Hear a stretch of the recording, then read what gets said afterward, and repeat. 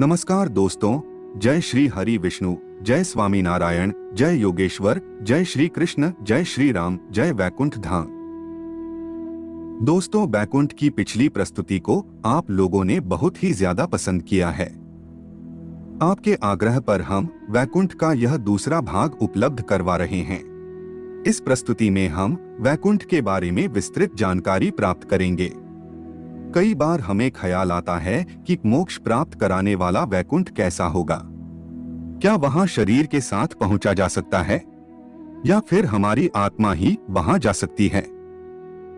हमारे मन में यह भी सवाल उठते हैं कि वैकुंठ का क्या मतलब होता है और मोक्ष क्या है, और क्या मोक्ष के भी अलग अलग प्रकार होते हैं? और यह सभी सवालों के जवाब हमें हरिवंश पुराण, भागवत पुराण, विष्णु पुराण और ब्रह्मवैवर्त पुराण से प्राप्त होते हैं। और आज की प्रस्तुति में हम इन पुराणों के आधार पर वैकुंठ की जानकारी प्राप्त करेंगे।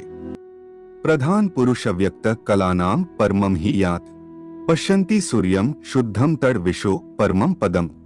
अर्थात पदार्थ, आत्मा, अभिव्यक्ति और समय से परे क्या है, उसे योग्यता प्रदान शुद्ध मुनि देख सकते हैं। वहीं विष्णु का परम धाम वैकुंठ है। और वैकुंठ पदार्थ, आत्मा, अभिव्यक्ति और समय से परे कैसे हो सकता है? इसी बात को समझने के लिए हमें सृजनहार के द्वारा बनाए गए डायमेंशन यानी कि आयामों के बारे में जानना होगा। आपने 2D और 3D कार्टून फिल्मों के बारे में तो सुना ही होगा। हमारा भौतिक जगत भी इस 3D यानी त्रिआयामी थर्ड डायमेंशन से व्याप्त है और चौथा आयाम है समय। और समय को मिलाकर हम 4 डायमेंशन से बंधे हुए हैं। पहला आयाम है लंबाई, दूसरा आयाम है चौड़ाई, तीसरा आयाम है गहराई और चौथा आयाम है समय। समय को भी हम आगे बढ़ता हुआ महसूस कर सकते हैं, लेकिन उसमें आगे भविष्य में और पीछे भूतकाल में नहीं जा सकते। और यही हमारी इस जगत में मर्यादा है। हमारे वेदों में ऐसे 64 आयाम बताए गए हैं। इन 64 आयामों में से 10 आयामों को मुख्य माना गया है।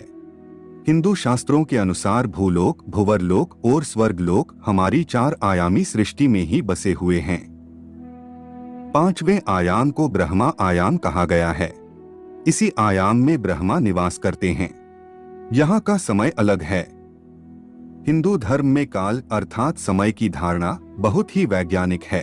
एक त्रिश्रेणु से लेकर एक क्षण तक, एक क्षण से लेकर दंड तक, दंड से लेकर मुहूर्त और मुहूर्त से लेकर प्रहर, प्रहर से लेकर दिवस तक, दिवस से लेकर पक्ष, 2 पक्ष का 1 माह, 2 माह की 1 ऋतु, 6 माह का 1 अयन, 2 अयन का 1 वर्ष, 1 वर्ष का देवताओं का 1 दिन, देवताओं के 12,000 वर्ष का 1 महायुग, 71 महायुग का 1 मनवंतर, 14 मनवंतर का 1 कल्प, 1 कल्प अर्थात ब्रह्मा का 1 दिन, और ब्रह्मा के दिन जितनी ही ब्रह्मा की रात्रि, और ब्रह्मा के 1 दिन और 1 रात्रि को मिलाकर बनता है 1 अहोरात्र।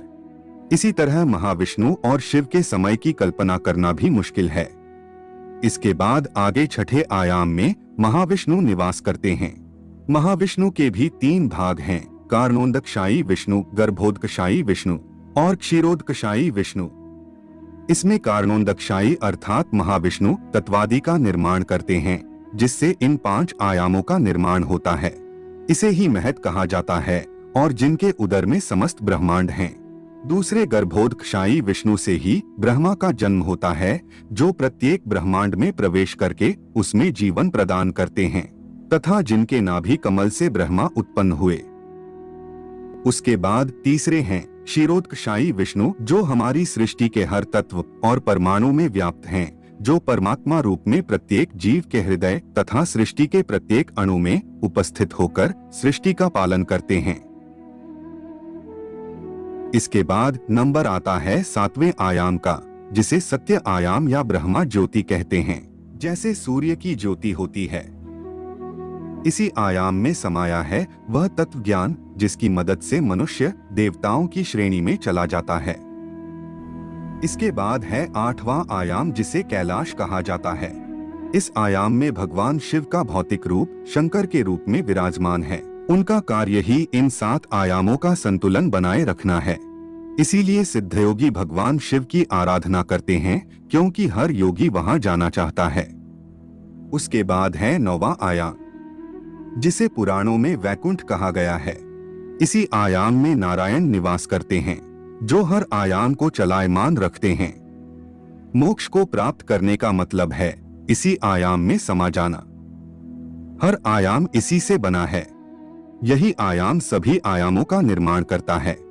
मोक्ष की प्राप्ति कर हर आत्मा शून्य में लीन होकर इसी आयाम में लीन हो जाती है। इसके बाद नंबर आता है 10वें आयाम का, जिसे अनंत कहा गया है। हम आपको बता दें कि अनंत से ही महत और महत से ही अंधकार, अंधकार से आकाश, आकाश से वायु, वायु से अग्नि, अग्नि से जल, जल से पृथ्वी, पृथ्वी से औषधि, औषधियों से अन्न, अन्न से वीर्य, वीर्य से पुरुष अर्थात शरीर उत्पन्न हुआ। पुरुष का अर्थ यहाँ मनुष्य या इंसान नहीं, बल्कि जो भी जीव शरीरधारी है होता है। यह अनंत ही परम सत्ता परमेश्वर अर्थात परमात्मा, ईश्वर या ब्रह्मा है। संपूर्ण जगत की उत्पत्ति इसी ब्रह्मा से हुई है। इस आयाम के मालिक भगवान शिव है। भगवान शिव सभी 10 आयामों में या कहे कि 64 आयामों में आ जा सकते हैं। तो आप समझ सकते हैं कि इस 9वें आयाम में आए हुए वैकुंठ में जाने के लिए आपको कितनी उच्च कोटि की आध्यात्मिक उन्नति प्राप्त करनी होगी और अपने जीवन को कितना उत्तम और उच्च कोटि का बनाना होगा। तब जाकर हमारी आत्मा वैकुंठ पहुंच सकती है। और जब हम उत्तम जीवन व्यतीत करने के बाद वैकुंठ जाने की योग्यता प्राप्त कर लेते हैं, तब हमारी मृत्यु के बाद भगवान विष्णु के दूत आकर हमारी आत्मा को ले जाएंगे। वैकुंठ पहुंचते वक्त रास्ते में विरजा नाम की नदी आती है। लेकिन यह विरजा नदी असल में है क्या? तो हम आपको बता दें कि यह विरजा नदी 9वें आयाम का बाहरी आवरण है और इस आवरण को भेद कर ही आप 9वें आयाम में दाखिल हो सकते हो। वैकुंठ के बाहर बहने वाली नदी या कहे कि आवरण भौतिक और आध्यात्मिक दुनिया को विभाजित करती है।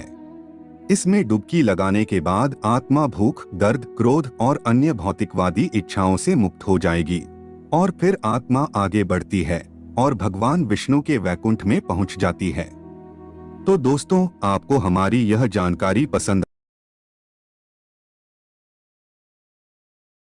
आ रही है और आप आगे की जानकारी जानना चाहते हैं तो कमेंट में पार्ट 3 अवश्य ही लिखें। और ऐसी ही मूल्यवान जानकारी के लिए आप हमारे चैनल को सब्सक्राइब कर सकते हैं और इस प्रस्तुति को लाइक भी करें। धन्यवाद।